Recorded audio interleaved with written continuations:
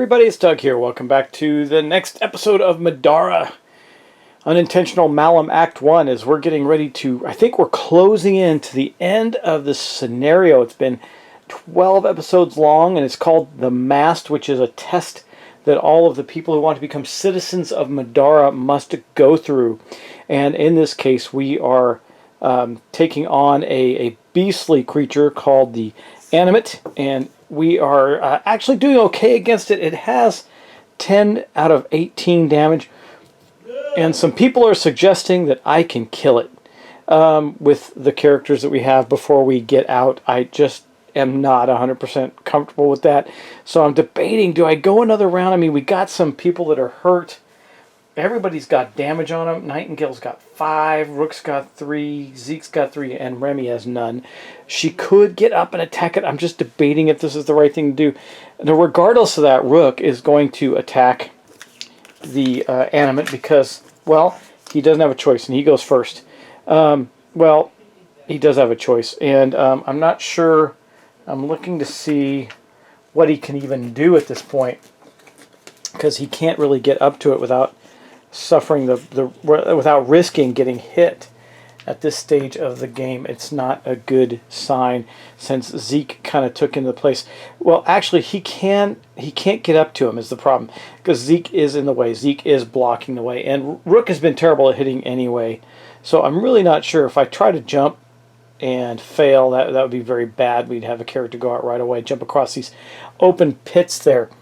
So I'm thinking that what Rook is going to do is literally conserve his strength, so that Zeke maybe can move over and make continue to battle the Animate, and then all we really need to do is make sure that Remy can get out of there. So what's going to determine whether or not I continue this fight really is going to come down to Zeke and Nightingale. So we already know that the creature's going to heal some before he gets attacked again. So we're going to have to deal with that as well. And there's really not much that Rook can do in regards to helping with this battle at this point. So I think what he'll do is he's going to stay put. That will give him 5 stamina next turn, but he really can't do anything. He's just going to hang out there and wait. So that is going to be Rook's turn already. Boom. And yeah, hey guys, also thanks for all your input from the last episode. And don't forget, before we get too deep into it, that you can still, last minute, go back and to episode 10 and enter the competition I have to win a copy of Middara. I still haven't given it away quite yet. There's been a lot of responses, so it's coming soon. We're going to get that done. Anyway, let's continue. So then we have the Animate. It's going to go, and it says the first thing that happens with the Animate, remember it's got 9 damage against it, is it's going to heal 2, so it's going to go down to 7. And so, no, it has 3, 6, 9, 10, so it's going to go down to 8 points of damage, because the first part of its ability is, does the Animate have damage? Heal 2, then continue down. Is there an opponent adjacent? Yes, there is. There is Zeke. So Zeke is going to get attacked, and we're going to remember this. He's going to get attacked once. I'm still not sure about this. This is the first time each turn the Animate hits with an attack. The follow-up is make another attack. Does that go before the then? So it's attack, then follow-up, attack, then move. I think it would be. So we're going to play it that way. Anyway, it is going to attack Zeke. He has this. Zeke is going to probably get a chance to dodge, I believe. He can exhaust. Well, that's a reroll on a dodge. So he's definitely going. I planned for him to dodge this. He is going to dodge it, which means that the black die is going to go in with that, and that means he'll have a little less stamina as he comes through the next turn. But the Animate is going to attack him. Let's take a look at that dice roll. Now, just to point it out, this is Zeke right here, and this is the Animate. So we're going to get down to the table and roll the dice.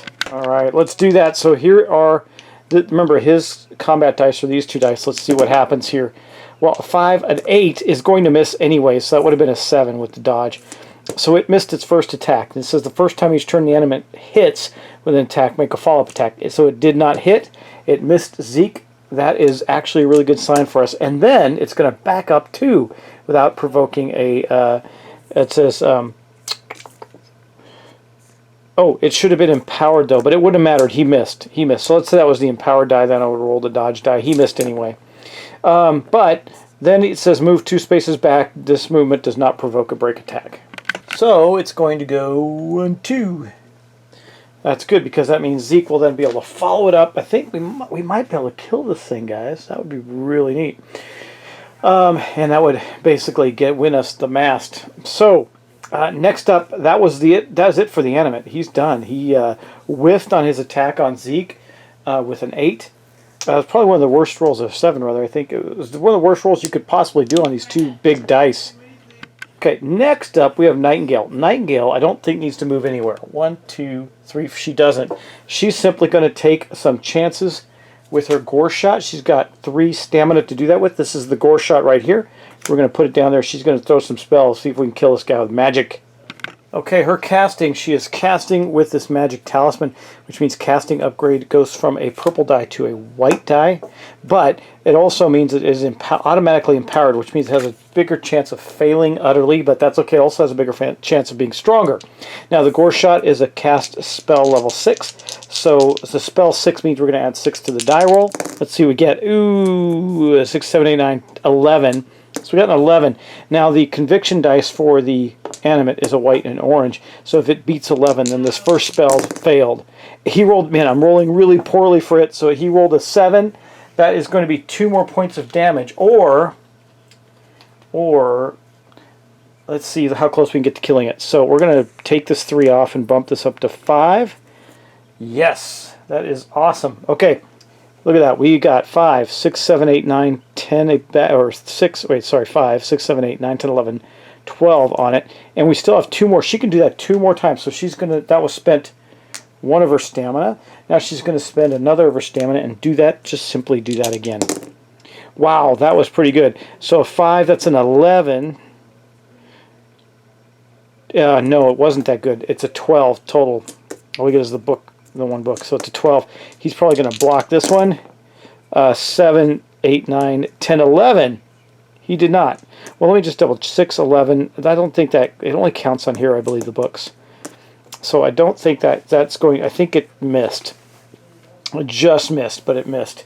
And then she will use her 3rd shot to see if we can do that again. Let's have a better die roll here. A 5. There you go. That's an 11, 12, 13, 14. Now we're talking. Let's see what it can do. 9. So it missed in that second one. It took another 2 points or 3 points if she is willing to take another point of damage. I think she is. That'll put him up to, let me see, 6, 7, 8, 9, 14, 15 out of 18, guys. 15 out of 18. But it does mean that Nightingale is going to take another point of damage. Well, actually, I'm just going to take, she's up to 6 points. I'm going to do some change out there. So Nightingale has taken 6 points of damage at this point in casting her spells. So she hit this guy 3 times with spells and got him almost dead. We might be able to kill this guy. So I was going to have Remy rush the exit. Now I think I'm going to do something different. If she flies, she will... Oh, she won't have enough to attack if she flies. But she does have this. We could kill it right now. Let's see. We're going to go 1. She's going to... Yeah, she's just going to move. So she's going to spend 1 to move. She's going to get right up to the exit to here. That's close enough. 1, 2, 3, 4. That's in SOE, and she's going to throw the knives at it. The knives just do a purple die, and there's no obstruction or armor or anything. So if we get lucky, this could be the end of it. A 7. That is going to do it, guys. 7, 8, 9, 10, 11, 12, 13, 14, 15, 16, 17, plus 5. It has 18. We have killed the animate. Boom! All right, well, that means we're going to get to draw... Remy is going to get draw a treasure token, and then we're going to get +2 for killing that as well. We've killed everything in the scenario to this fight. That's pretty good. Boom. I was really concerned about that guy. I mean, we did take damage, but not that much. Anyway, let's draw this card here and see what we get. Remy's going to get 6 more gold. She collected a lot of the treasure. Look at that. For this round. Good treasure tracking there. And we no longer have any enemies on the board, but it did activate, so we're not going to have to worry about an urgency token this turn, and next turn we'll get out. So just to wrap it up, that is the end of the end of Remy's. She only used 1 of her stamina to move over there. she can't move anymore because once you've completed your movement, you're done. So we go to Zeke, and Zeke will go. Basically, he'll move 1, 2, 3, 4, 5, 6 to there.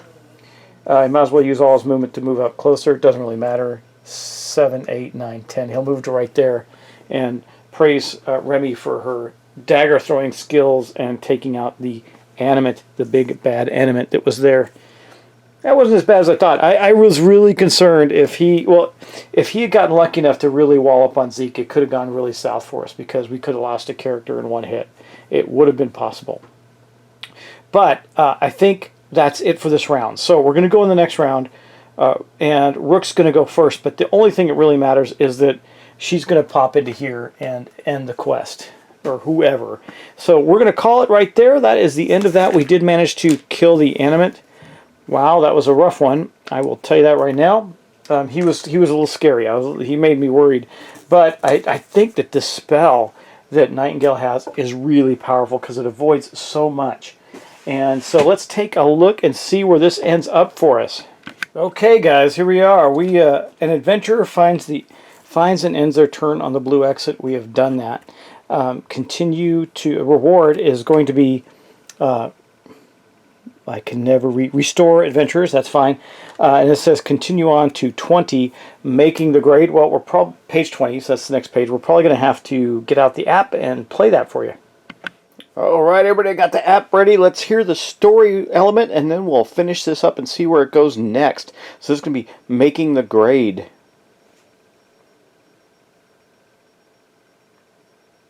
Making the grade. There was something of a finality in the way the lift rumbled to a stop, depositing them firmly onto the castle floor. The last time Rick had climbed onto this lift, there had been hundreds of students and the most important test of his life waiting.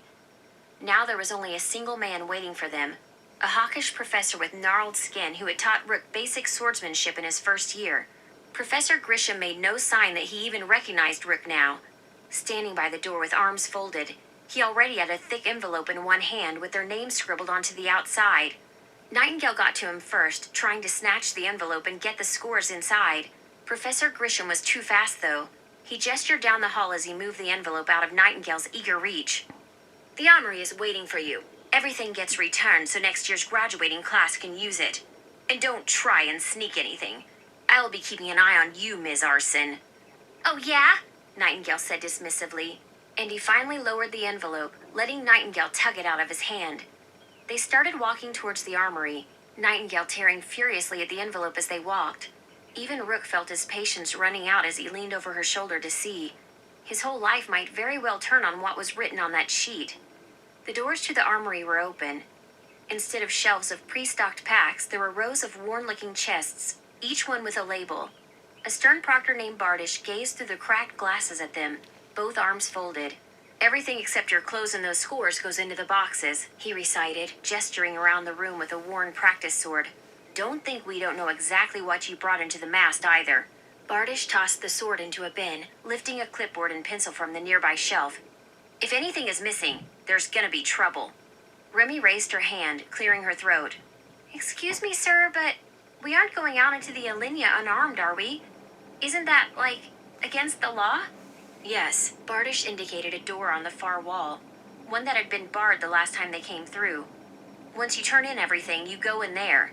King Balthazar ensures the Institute is always well stocked. Graduates won't be sent out into Alinea unarmed. They stopped emptying their bags, sorting everything away into the appropriate chests. It was a tedious process, made more so by the proctor's watchful eyes. Rook had to admit, getting rid of everything like this made him a little wistful. Apparently, Nightingale was thinking along similar lines.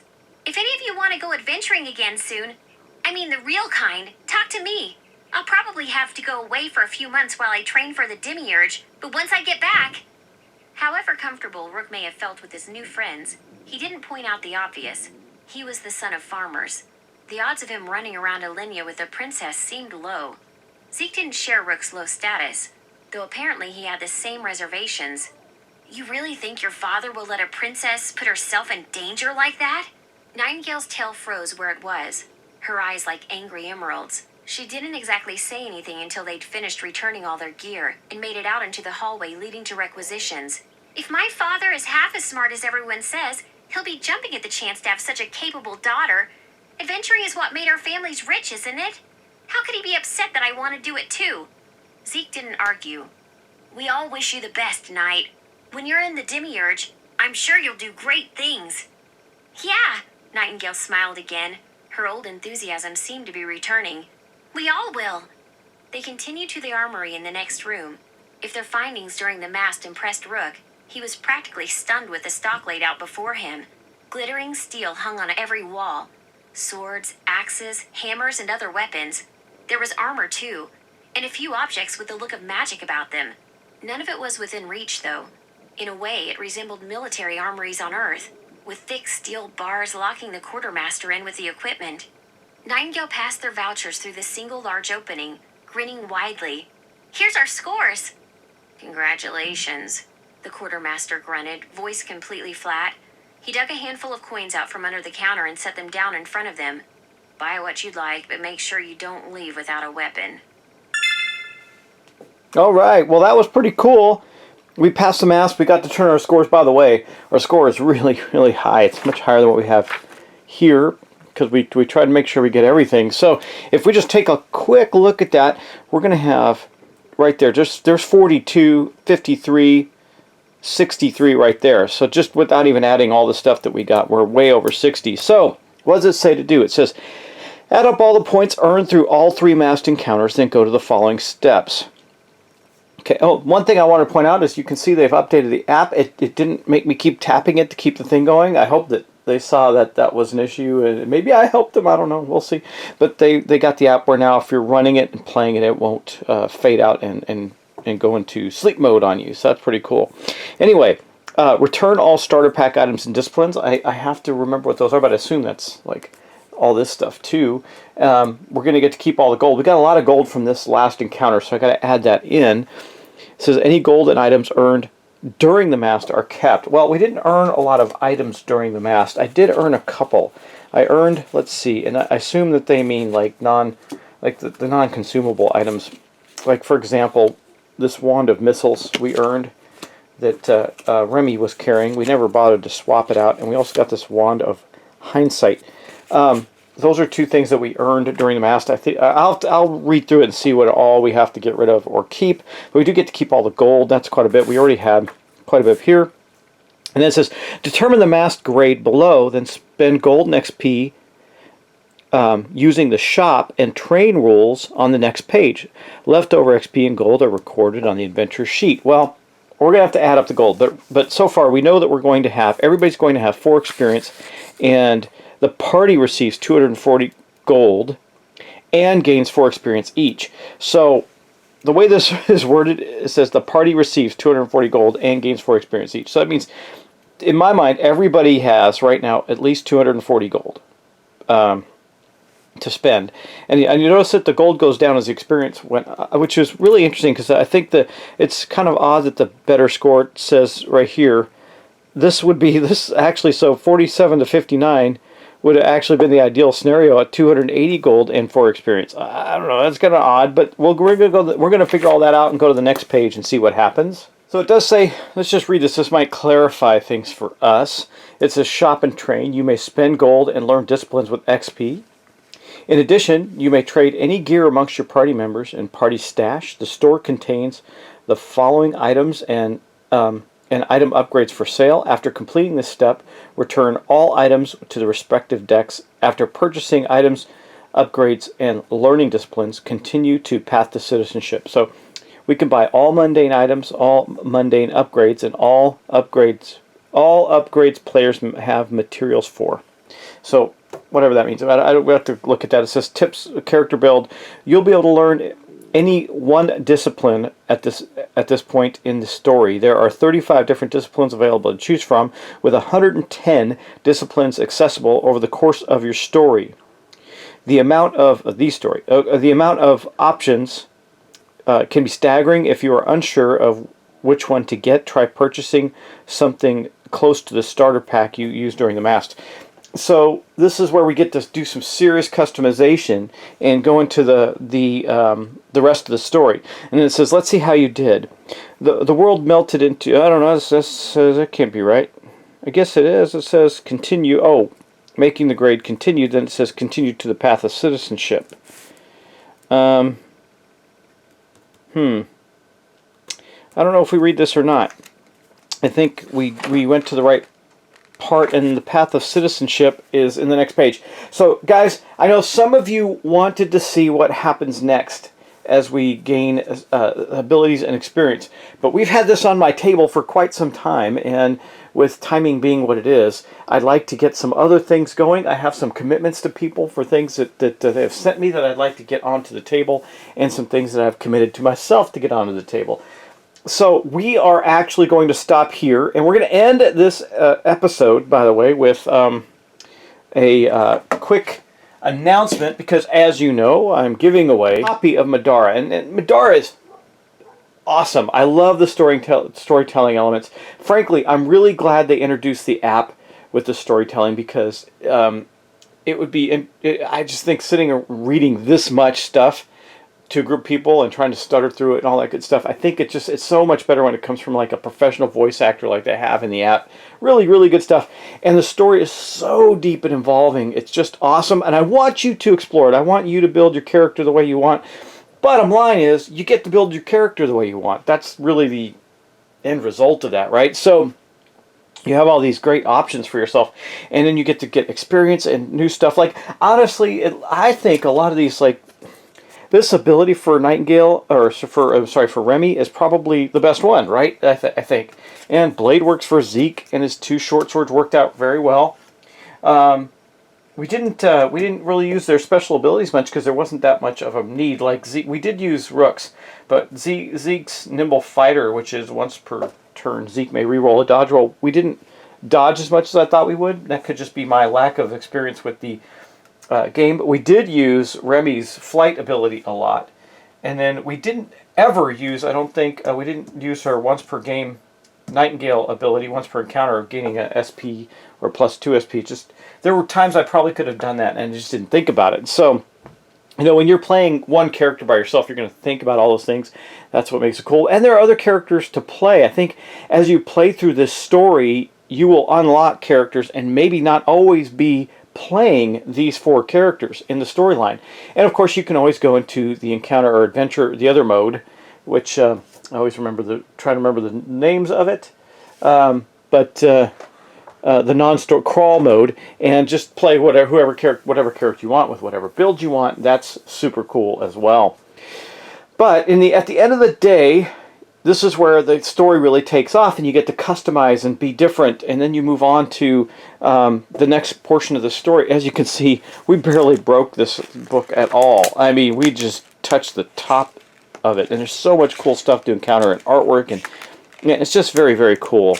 So, but I think this gives you a phenomenal introduction to the game as far as the storytelling and everything. And I just got so much more I got to do that while I've greatly enjoyed doing this for you, I want to move on to other things. So while I appreciate everybody's desire to see that, absolutely see it on your table. Check it out. Get the game. I think it's well worth it. And I am going to give away this game right now. So drum roll. I got to remember the name now. Hold on, I got to move a light out of the way so I can get to. I wrote it down on a piece of paper after I did the randomization thing, and I can't remember who it was. Okay, and hopefully I get this right. It is the winner of Middara Unintentional Malum Act 1, the game that I'm going to be sending you in Shrink, all ready to go, is Dirk Stitcher. Did I get that right? I hope so.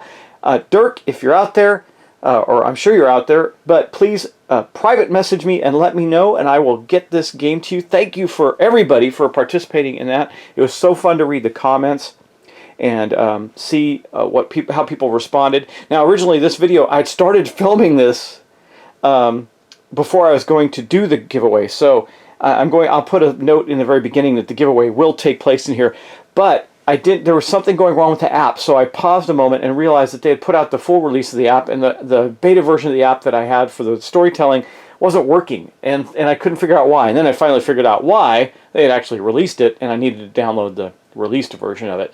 Did that. We're good now. We were good, obviously, because I was able to play the storyline.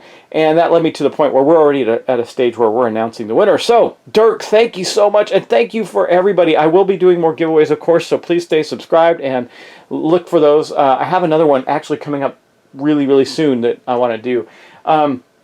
This was just one of hopefully many things that maybe publishers would like to see their game get into the hands of folks after watching a long series like this. Be awesome. But guys, that's it for now. So Dirk, thanks.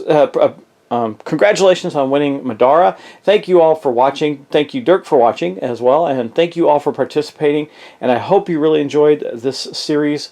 And we're able to take away things from it about errors that I made and good things that I did, wise actions and discussions. I really enjoyed this one. We had a lot of discussion around it, and that made it a lot more fun for me because I like talking about it. I like debating the rules, even though I'm not a rules lawyer, and I think you guys have learned that over the years. The main objective is fun. And so for your rule lawyering, some people think it's fun to be a rule lawyer. I don't. I just want to enjoy the game. And again, with cooperative games, if you make a few mistakes, you do, so be it, as long as you're having fun with it. So, guys, thank you so much. I appreciate it. I will see you in the next series. There may be a surprise as to what that is. We'll see. There's some obvious things out there that I'm sure people are waiting for. But there's a couple that may not be so obvious that I've got just waiting in the wings. So thanks so much, guys. Take care. I'll see you in the next episode of something, and I hope you appreciate it. Dirk, please make sure to private message me, or some of you can do that on BGG under Doug Mystic Eye, or you can send me a message on however other method you can get. I think you can still do that on YouTube, if I recall. But anyway, get me your information. Do not publicly display it, but send me your address, personal email, phone number, so I can get this shipped out to you soon. And I look forward to you playing the game and telling us all about it. So thanks. Talk to you soon.